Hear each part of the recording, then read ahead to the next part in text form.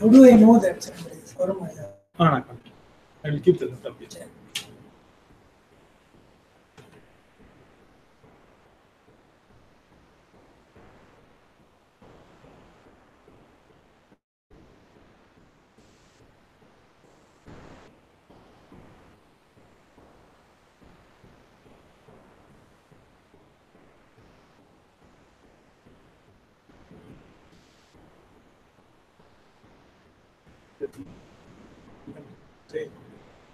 I can, but how will they respond? They will respond to the chat only. Okay, so good evening. Let's start this webinar formally. And this is for the course Introduction to Probability and Statistics. So I think those of you who are here can possibly ask something. My PAs and the other staff would help me get those questions and do that. They've also given me a sheet where about 10 questions are have been more than 10 questions have been asked. So I can start with that. So let me start with this. Some of these questions I'll be able to answer comfortably now. Some of these I may have to say that I possibly may not give the full answer now, and maybe if there is another opportunity. I'll leave the first question and come back to that after some time. So there's one question which says, explain covariance in detail. So let me try to answer that question. You already have seen those equations to calculate covariance. So the idea of covariance comes between, for example, when two things come together. So if you invest in stock market, if you invest, or if you, particularly it comes in X and Y, and then you want to see the measure of association. So we started measure of association using covariance. What also happens is when you, let me take the example of stock. I think I had given the example of shares in the course.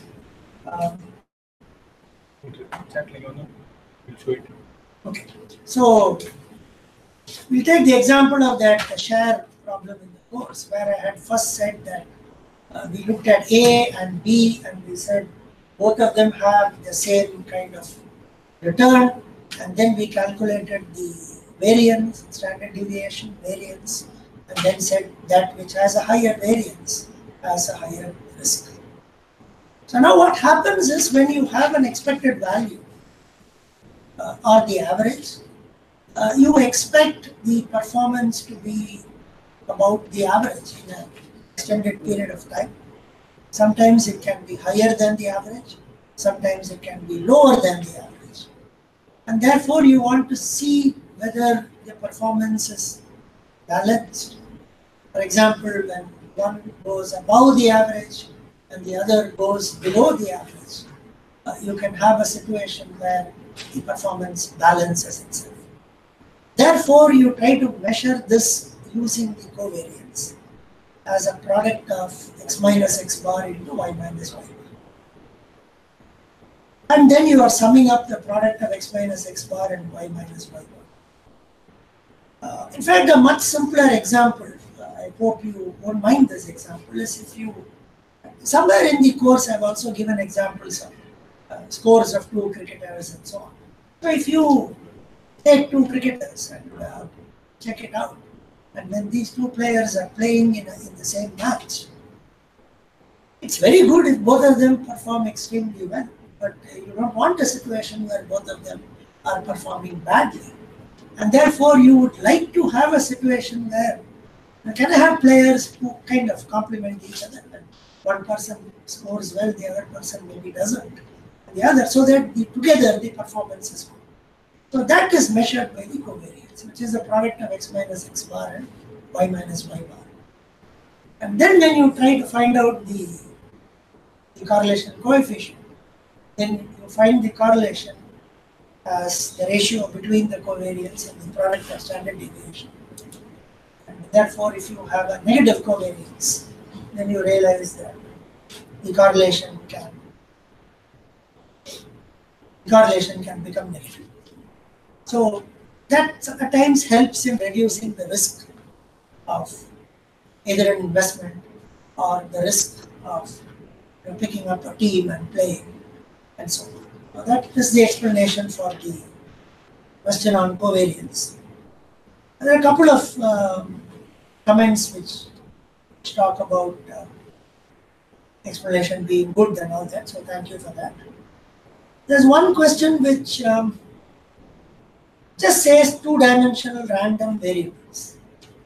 I think we had a look at that. We had an X random variable and a Y random variable, and we used only some discrete values of these variables. I think I've given some examples of somebody going to a movie theater and buying a cool drink and a popcorn and things like that. We haven't come to a advanced stage in this course where we look at continuous distributions, so we are not going to talk about it.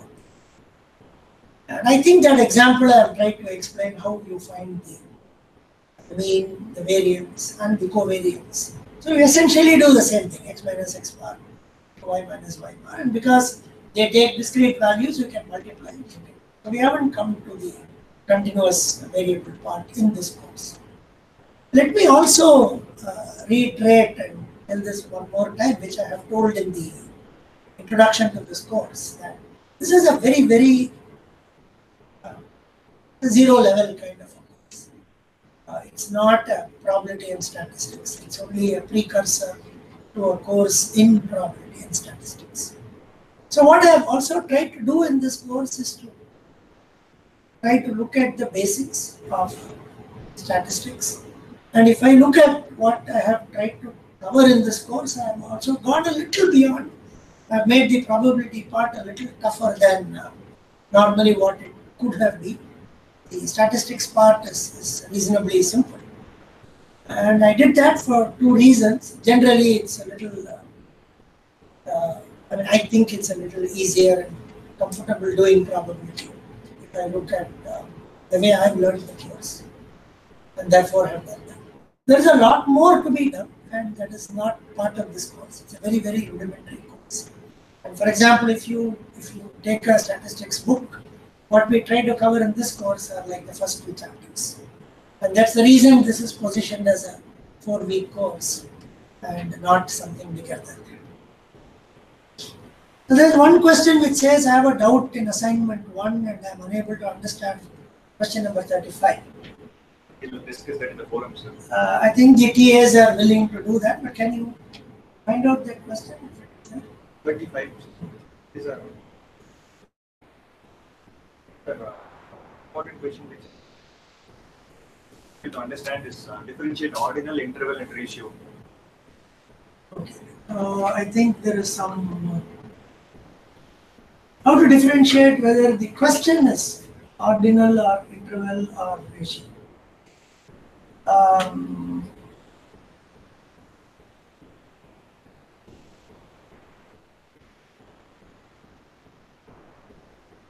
Okay, ordinal, interval, and ratio. I think that is one question. So let me try to answer that. I've already given that explanation, so I'm not going to tell you anything that is new.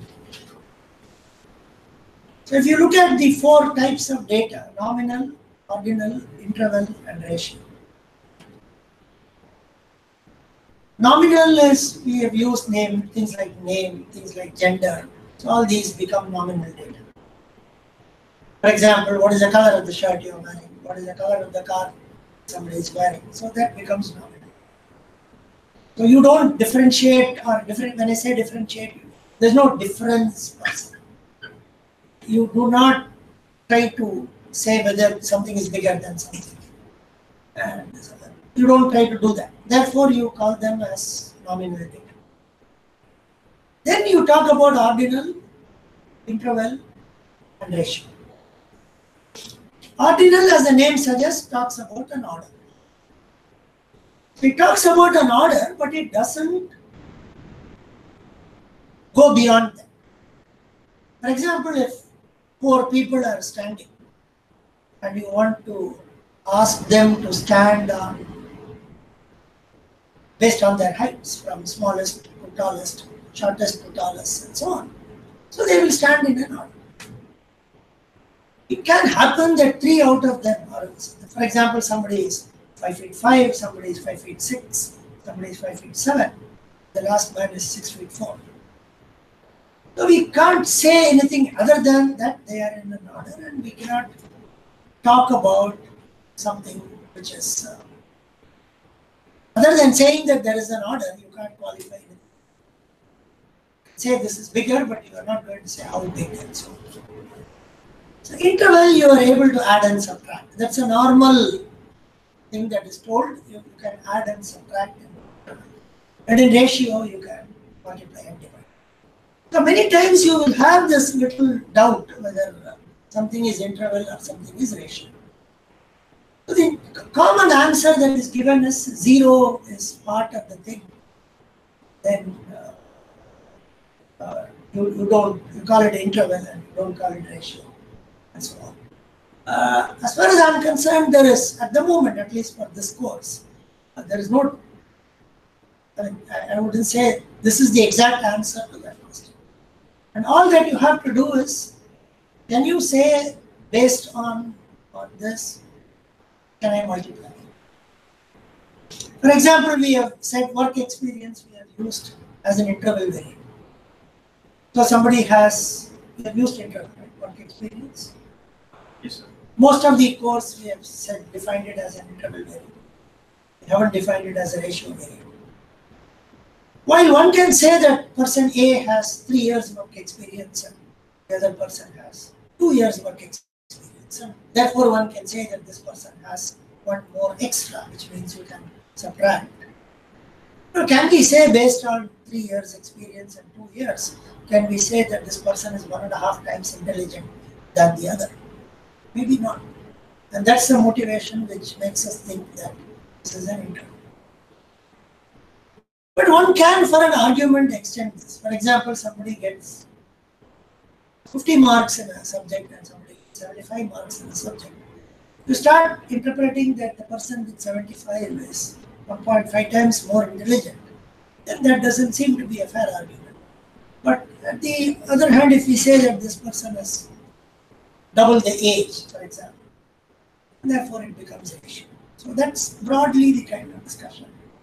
I think the only point I can say at the moment is there's no finality to the answer, and it depends on the context in which. Understanding it is more important than any finality to the question. Something else?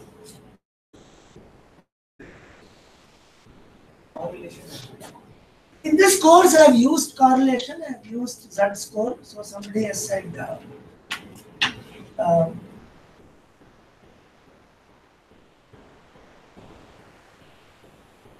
so we have used correlation and z-score in 2 different places. The correlation we have used in the first part, correlation between 2 variables. Z-score we have used in the normal distribution. I will take both of them separately and do that. Correlation comes under association between numerical variables. I will more or less give the same example. For example, let's say in a class of 50 students, at the end of the course, they pick up jobs. So they pick up jobs and they graduate with some academic performance, which is like a CGPA or whatever. And they pick up jobs with salaries. Now you want to check whether there is an association between their academic performance and the salary they get. That's a good example of understanding correlation. Is it correlated to the other? For example, you want to prepare for an exam. One could even take the example of the exam that's going to happen at the end of this course.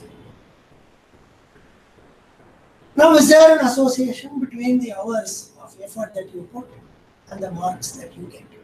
That is correlation for two variables, numerical variables correlate. So the measure of correlation is between -1 and +1, perfectly positively correlated if it's +1, and -1 if it is completely negatively correlated. And so on. So then there is this formula, the covariance divided by sigma x, sigma y. And you can use that formula, and we have given examples. Z score comes in the normal distribution. So what we do in the normal distribution, Z score is x minus mu by sigma.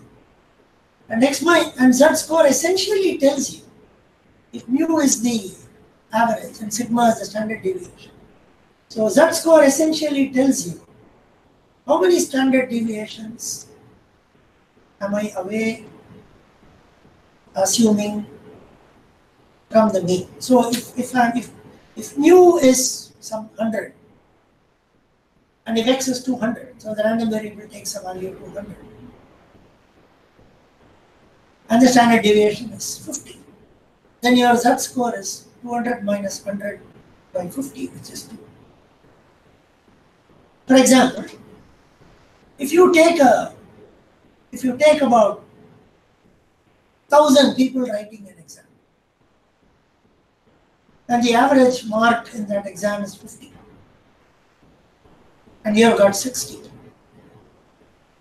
So the first thing you know is you have got more than the average, and you know that you have got 10 marks more than the average. If you want to qualify it further to understand how good I am, then you can say divided by the standard deviation, and x minus mu by sigma will say so many standard deviations away. So to that extent, the percentile, the area under the normal curve, also defines the percentile, and you can say I am within so many, a certain percentile, depending on my mark 60, depending on the average 50, and depending on whatever is the standard deviation. Say if it is 5, then you say that my Z score is 2, and from the normal distribution you can find out what is the area under the normal curve for Z equal to 2, and then you say I'm within that percentile of marks. So one can do that. What is modes? People want to know about modes. What is mode? I think I've explained it. Mode is the maximum value that mode. Suppose you have a set of numbers, the one that has the highest frequency is the mode. Mode you can use to find out, for example, height of people in a class, and you can say the mode is so much. So more people in the class are having a height of about 5 feet 10 inches. If there are 50 people sitting, and I want to say 15 people is the largest number of people wearing a red colored shirt, then you can go back and say mode is red color out of it. The mode is actually that value which has the largest frequency. And it's the way it is defined, you can do a mode for both, for all the four you can do a mode. Mode helps in understanding the categorical variable. And mode is like a central tendency of a categorical variable. This is the 35th question. The 35th question that is asked is the means are known. The marks obtained by 2 quizzes are 7 and 8 out of 10. Student gets 90% in the final exam, and the weights for the quizzes and the final exam are 1 and 3. Find the weighted mean for the student. The weighted average for some sort. They are not in the same scale. They have to change it to a common scale and do a weighted average. Yeah. So what happens is you have 7 and 8 out of 10. So you have 15 out of 20. So 15 out of 20 is like 90% in the final exam. So we haven't You have to assume in this, right? Final exam is 400. Yes. It's for the quizzes and final exam are 1 into 3. So you have to do the. So you get quizzes is 1. So you have to bring everything to the same denominator. So 7 and 8. So it's 15 out of 20. So you want to bring it out of 10. So let's say it becomes 7.5 out of 10. And the 90%, you want to bring it out of 10 is 9 out of 10. And the weights are 1 into 3. So 7.5 into 1 plus 9 into 3 divided by 4 will be the weighted average. So that's the answer to the question. I've given you the answer. Question is standard deviation. Where to use n and where to use? Yeah, I think that question is also kept here. So where do I use n? Where do I use n minus 1? And the general answer that is often given to that is sample. When you work with sample data, the denominator becomes n minus 1. And when you work with population data, the denominator becomes n. And one can always say that most data that we work are sample data and not population data. But if you are asking this question more from the point of view of the assignments and the exercises, if the question explicitly states sample data obtained from the sample, then use n minus 1. And if it doesn't state anything, use n. But in reality, when you actually start working with larger numbers than what we actually do, difference between the denominator of n minus 1 and n becomes negligible. And most of the times we end up using n minus 1. Assignments require a lot of solving for the question. Will we be allowed to use Excel at the time of exam? No, at the moment we are not going to have you use Excel at the time of the exam. You can only use an online calculator which comes as part of the question paper or whatever. That is what we do. So you will have to kind of spend a little time if, for example, there is a question which asks you to compute the standard deviation or whatever. Whereas if you use Excel, then you can write a quick function, stdev, and you can get it in 1 minute. So you're not, and I would like you to spend some time and then in a calculator. So you're not good, but you will have I think you will have a small pad and pencil to note down some numbers, and therefore you will do that. During the course period, you took the denominator of covariance as n, even if it is sample but not population. Should we use n or n minus 1? You can use n minus 1 and treat it as a sample. Unless the question specifically says do this. It will not affect your correlation calculation because you will use the same denominators for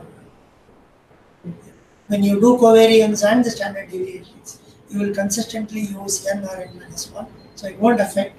But if you have to find out something like a coefficient of variation or variance or standard deviation, then it will affect. So use n minus 1 consistently. Difference between one example for cross-sectional and time series.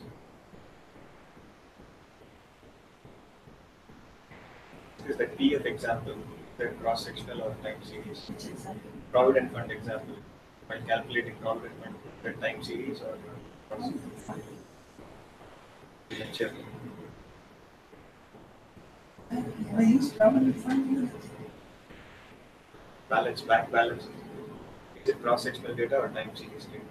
The general thing in a time series data is you measure data across time. For example, data like the number of students admitted to a course in the last 10 years and so on. So that becomes a time series data. Cross-sectional data is data at a single period in time. It's cross-sectional data. Unless I see that example, I find it difficult. You just want a general examples. Yeah. So if you say number of students admitted is a time series data. Whereas if you say, if you pick up a data about marks of a students in a test, then that's a cross-section. Can you explain the course importance of this course in chemical engineering? Oh, not an easy question to answer. In fact, if you are already an engineering student, studying in a college and doing engineering, I should even say right at the beginning that you should try and register for a more advanced course than doing this course. And I'm okay making that observation because whatever you would learn as probability and statistics in a typical engineering curriculum, if I go back several years in time when I learned that, I have a feeling that the content of that course would be higher than the content of this course. That is not an attempt to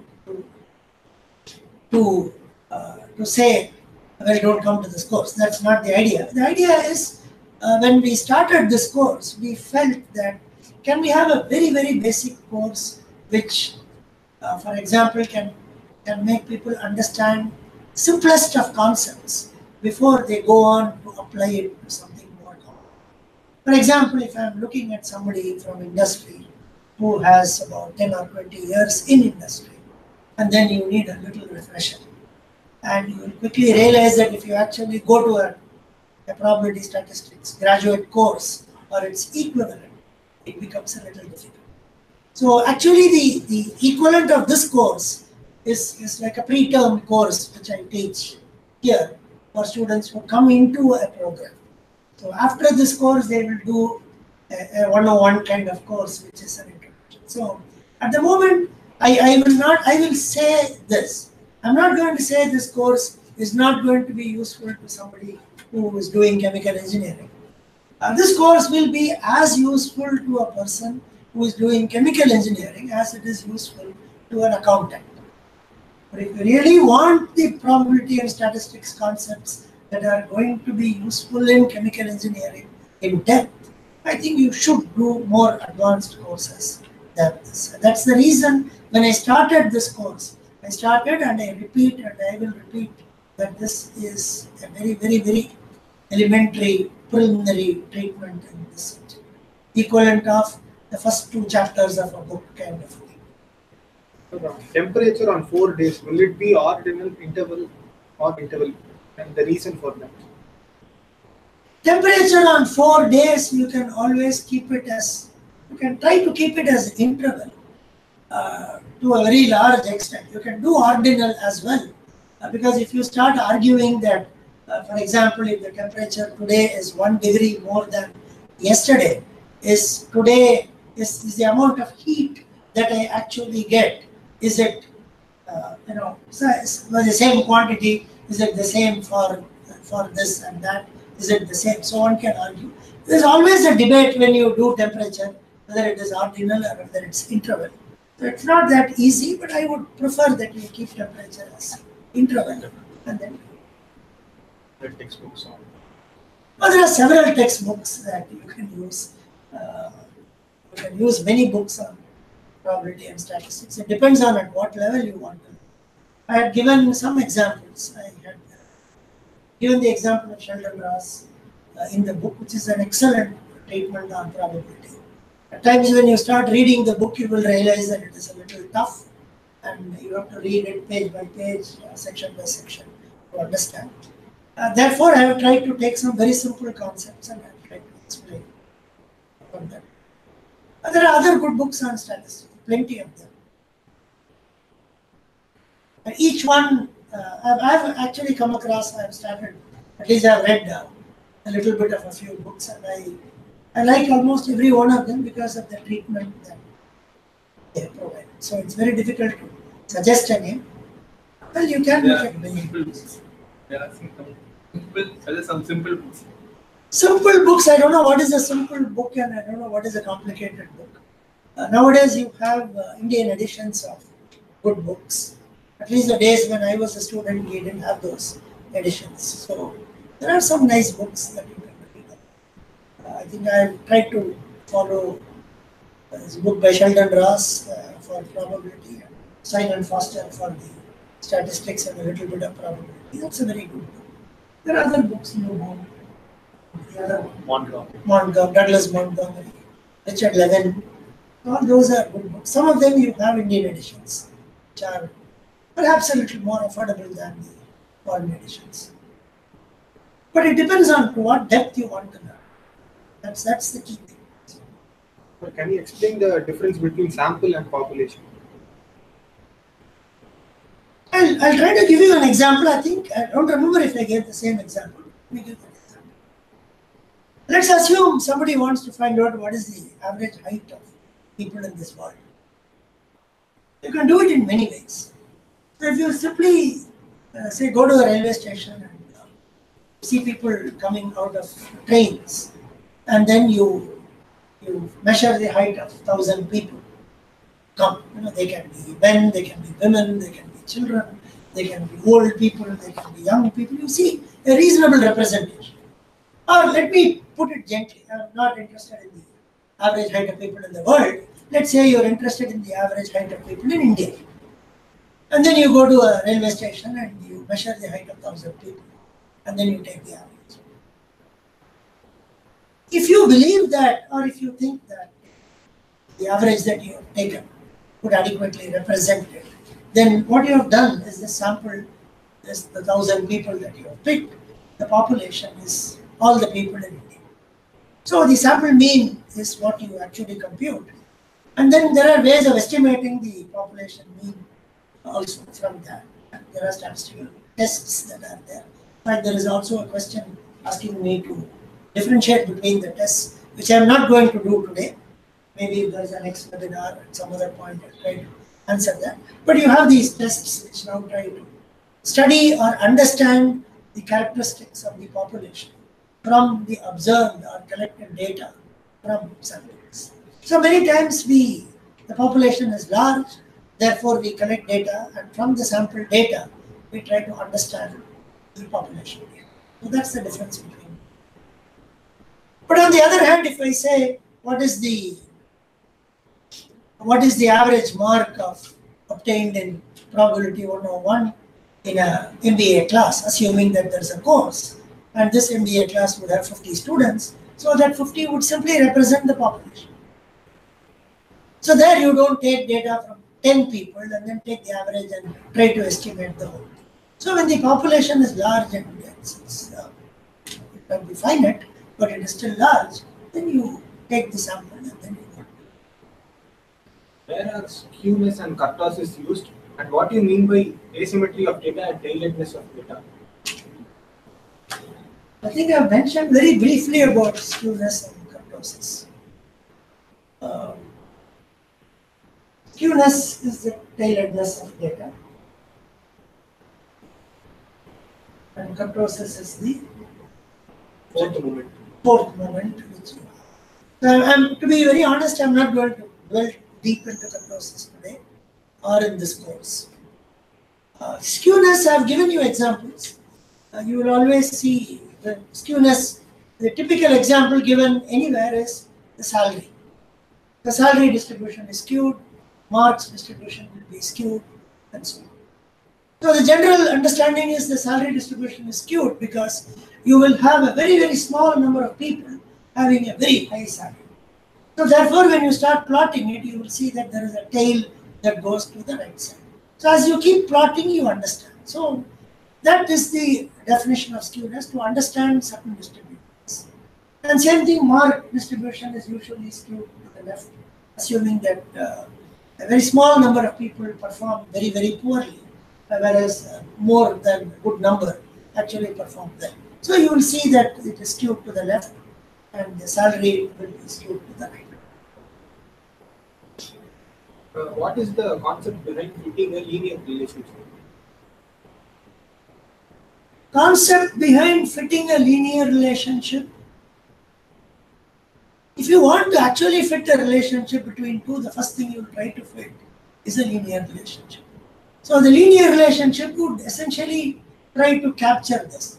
If there is an independent variable and a dependent variable, if the independent variable increases by a certain quantity, to what extent the dependent variable is going to increase.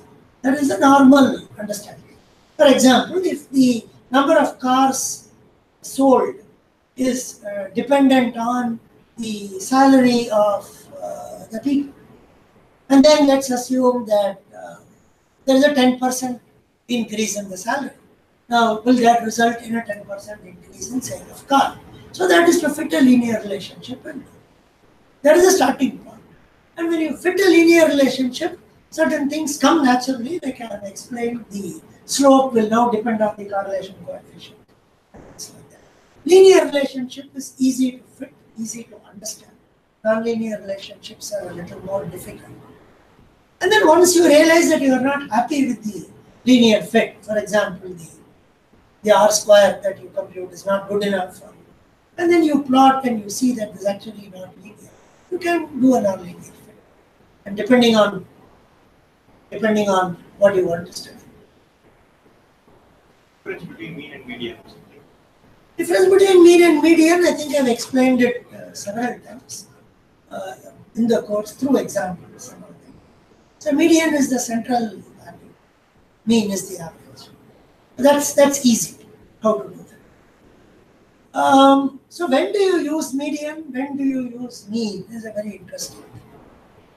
The normal example to understand that is the salary. For example, if you open a typical brochure of any educational institution or an MBA class or whatever, they would not give you the mean salary, they would actually give you the median salary. So the median salary tries to do a couple of interesting things. The median salary gives you quickly an impression that this is the salary that the 50th percentile person has got.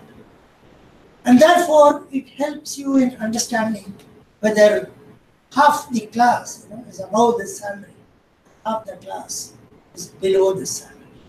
When you do the average, there is absolutely no guarantee that half the class will be above the average and half the class will be below the average, and you cannot understand which way it is going. So the outliers start contributing, particularly when you look at salary data, and let's assume that one person gets a very high salary, and that person would actually increase the average.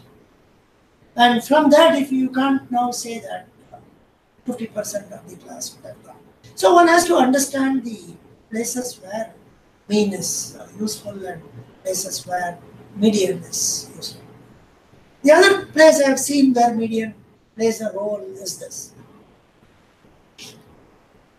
Particularly here in the IIT system, we have a teacher evaluation for every course, and there are, say, 100 courses or subjects taught there. And then we also get our score, we get the average score, and we also get the median score. So there I will know from the median score, if whatever score I get, what percentile am I within the upper half or lower half. One can also understand the same thing if I compare myself with the average, am I better than the average. But the average doesn't tell you where exactly you are. It can only tell you are higher than the average. But which space you are in, it doesn't tell you. Outliers. You want to know what outliers is? I think I have given an explanation in that box plot thing to understand outliers. I also used the word outlier just now when I was explaining. I've actually seen this, so we will take the same salary example. Let's say there are 40 people in a class, and let's say all of them get jobs, and you are trying to plot or study the salary. And now you realize 2 of them have got jobs which, for example, pay them $1 or some other currency. And when you, for the sake of reporting, when you convert it into rupees, and then you realize that there are 2 people whose dollar salary, just for the sake of illustration, let's assume that somebody is picking up $100,000 job. So $100,000 job multiplied by 70, for example, an argument is how much? 100,000 is 1 lakh, so it's 70 lakh per year.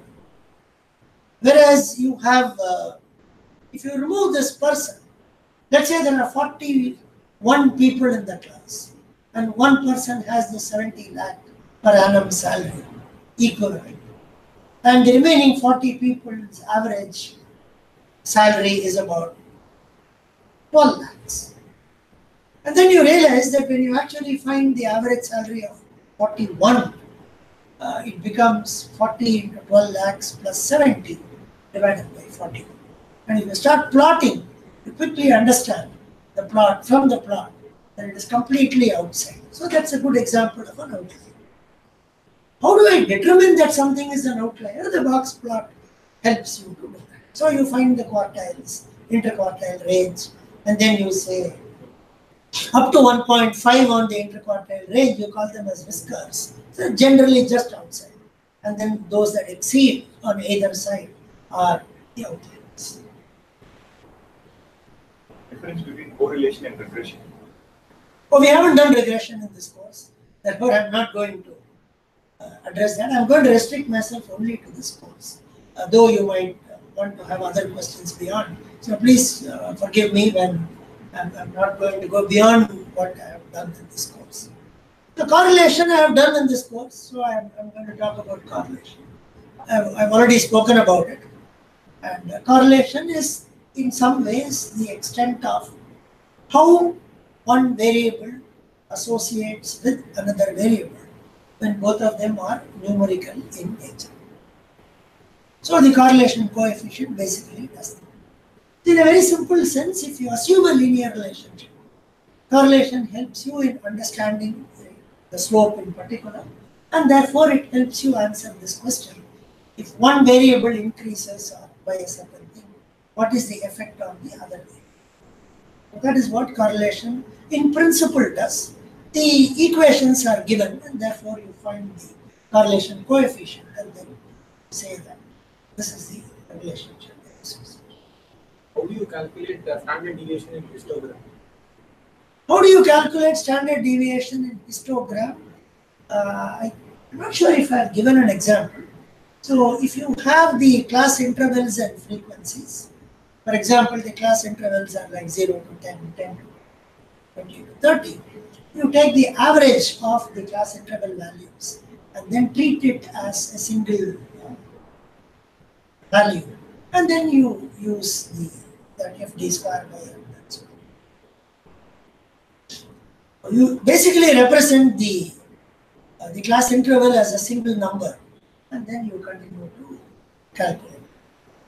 For example, if 0 to 10 is 2 and 10 to 20 is 4, then 0 to 10, let's say, averages to 5, 10 to 20 averages to 15.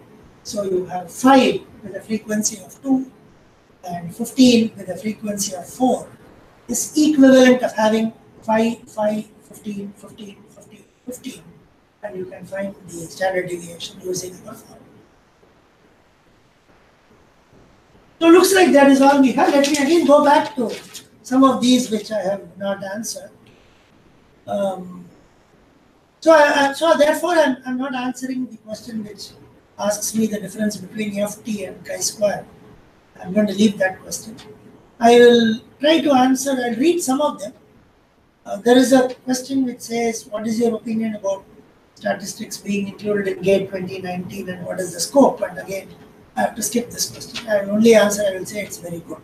There's nothing else than that. What is the origin of statistics and why is it separated from mathematics? Not easy for me to answer, but makes me think a little bit. Let me go and read and try to find an answer to that.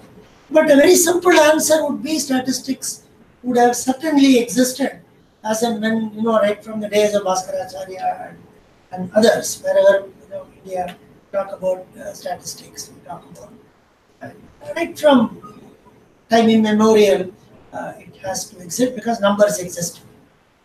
You want to, even when you read religious scripture, it will tell you that so and so had 4 sons, and the eldest one, the story of the eldest one is very popular in this country, and so on. So there's no origin that way. I don't know what you mean by separated by mathematics. Let me guess what you mean by separated by mathematics. At a very, let's say at an entry level, when you start reading, statistics will come under mathematics. That's how you would have read in school. For example, in school when you read statistics and somebody taught you to find mean, median, mode, standard deviation. It was part of mathematics, so it was not a separate subject by itself. And then you move to a mathematics and then statistics, and then you start specializing within mathematics. And generally, the mathematics that you do, you then branch off into algebra, trigonometry, geometry. And at that level, you find statistics is also there as a slightly separate add-on subject. And then much later at the undergraduate level, you separate it, and then you have a BSc in statistics and then a BSc in mathematics.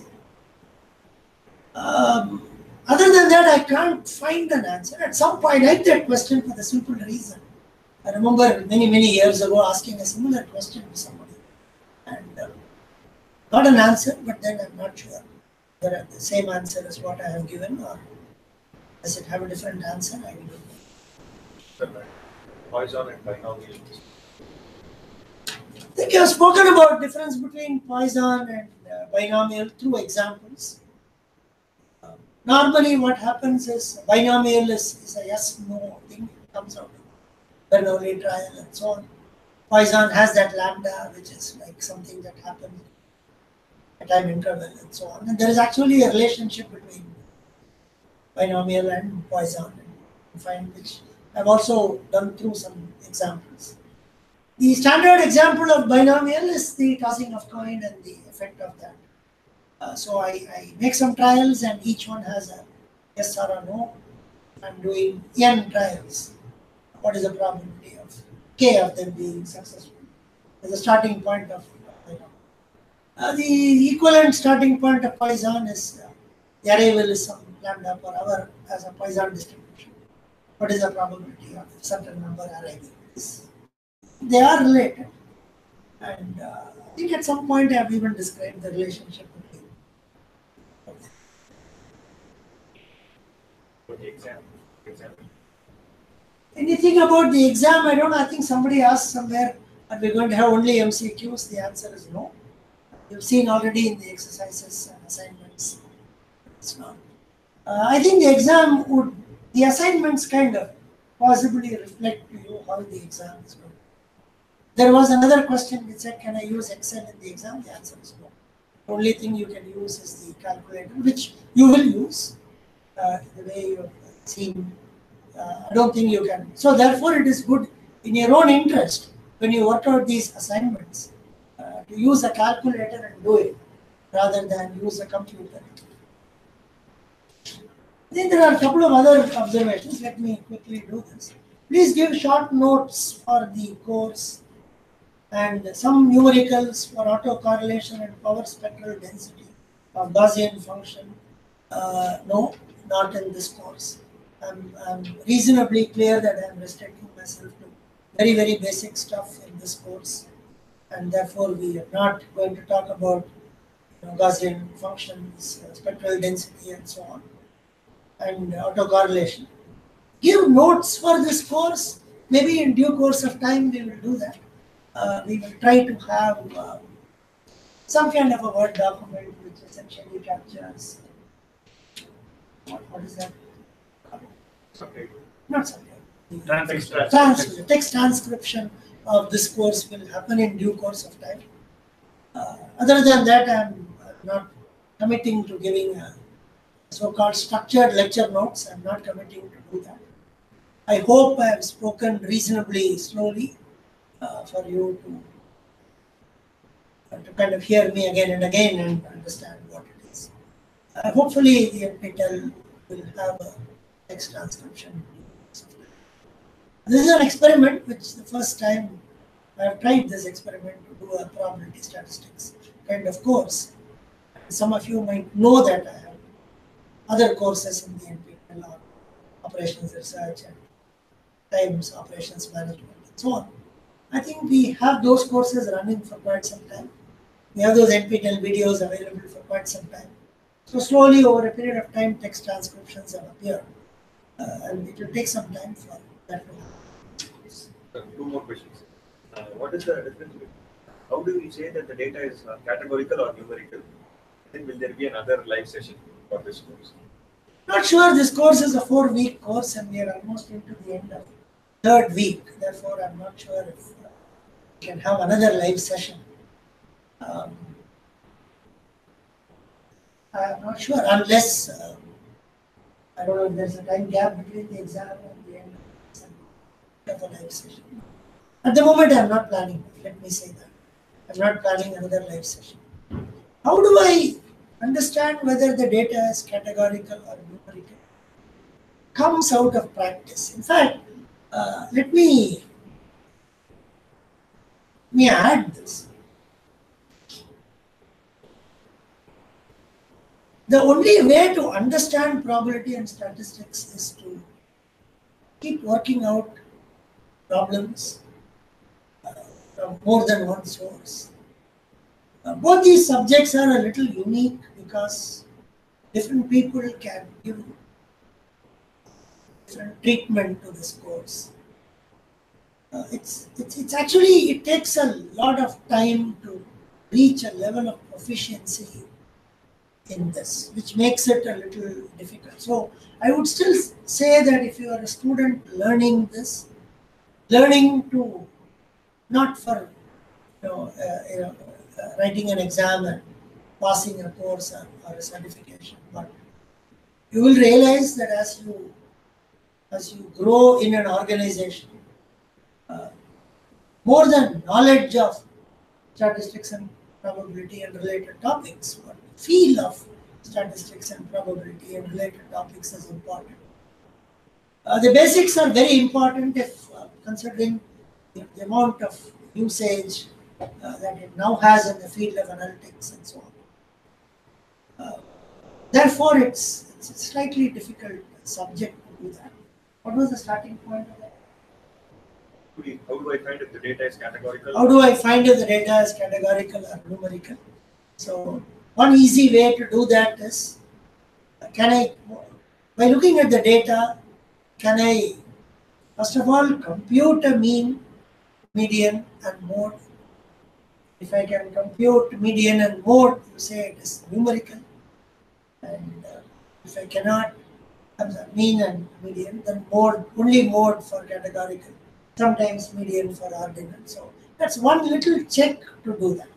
That's not the only way, but that's a check to do that.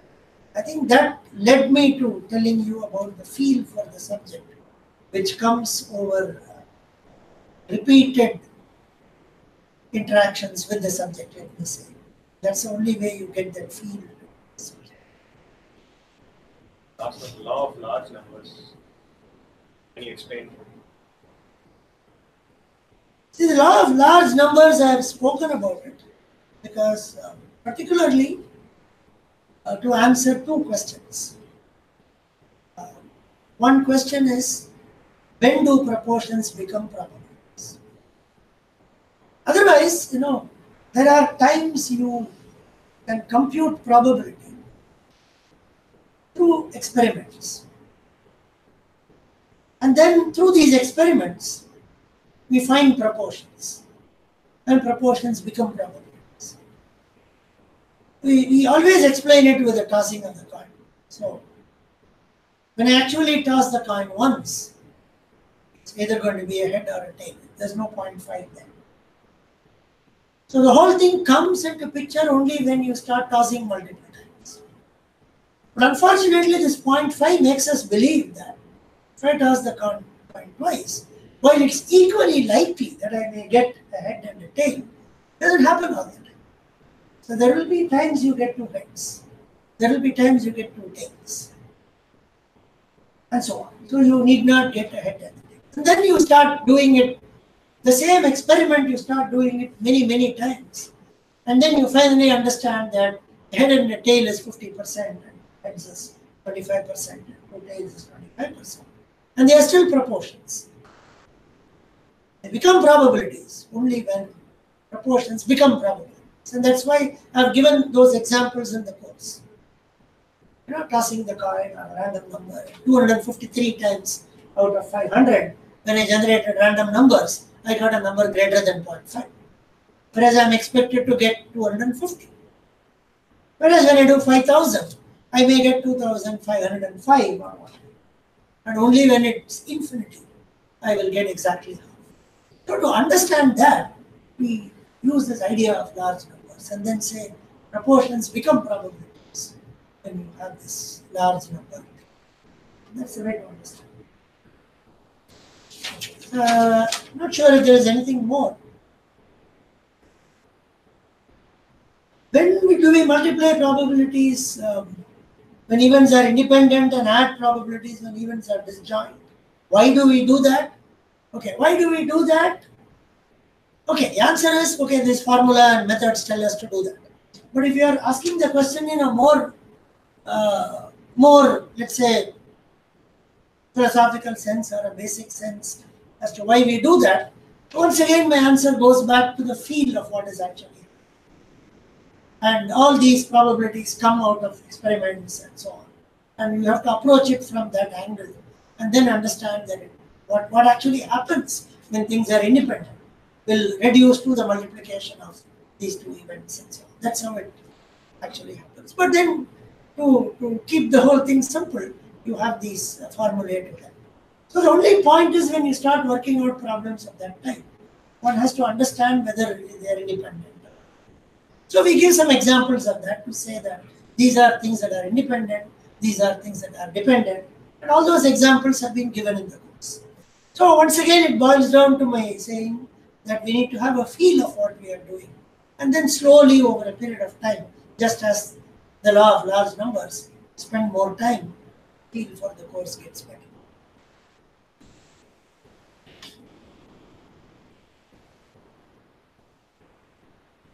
I think it's, we're almost approaching 6, and do I tell them we formally close? Yes, sure. So we'll formally close, and thank you very much for being there.